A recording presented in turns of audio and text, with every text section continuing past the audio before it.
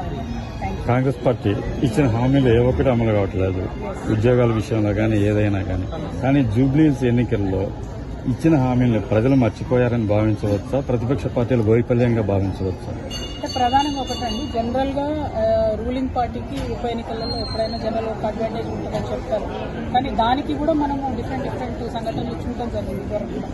ఇవాళ జూబ్లీహిల్స్ లో జరిగింది నేను అనుకోవడం అయితే, ఒక పక్క కాంగ్రెస్ పార్టీ మీద కోపం ఉన్నప్పుడు ఇప్పుడు గ్రామాల్లో మీరు ఎవరినన్నా అడగండి, ఏ ఒక్క పథకం రావట్లేదు, పెన్షన్ పెరగట్లేదు, మహిళలకు 2500 ఇస్తామన్నారు ఇవ్వడం లేదు, వికలాంగులకు పెన్షన్ పెంచుతామన్నారు పెన్షన్ పెంచడం లేదు, 6 గ్యారెంటీలో ఏ ఒక్కటి అమలు అవ్వడం లేదు.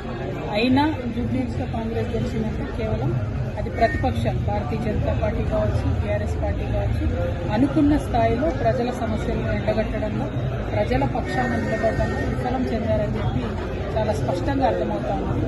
అందుకే తెలంగాణ జాగృతి ఆ బాధ్యతను మా నెత్తి మీద పెట్టుకొని మొత్తం తెలంగాణ కూడా ఉన్నటువంటి సమస్యలను ప్రభుత్వం దృష్టికి తీసుకొచ్చే విధంగా వెళ్తా ఉన్నాం. బలంగా ప్రజల మధ్యలో నిలబడి ప్రజలకు ఇచ్చిన 6 గ్యారెంటీలు ఏమైనా ఎందుకు వస్తలేదు, 200 యూనిట్లు కరెంట్ అన్నారు, గ్యాస్ బండ్ అన్నారు, ఏది కూడా రాని పరిస్థితి. వీటన్నిటి మీద కూడా నిరంతరం ప్రభుత్వాన్ని నిలదీస్తూ మేము ముందుకు సాగుతాం. మేడం, రాష్ట్ర రాజకీయ పరిస్థితుల దృష్ట్యా కల్వకుంట్ల కవిత గారు పార్టీకి విరామం ఇస్తున్నారని భావించవచ్చా?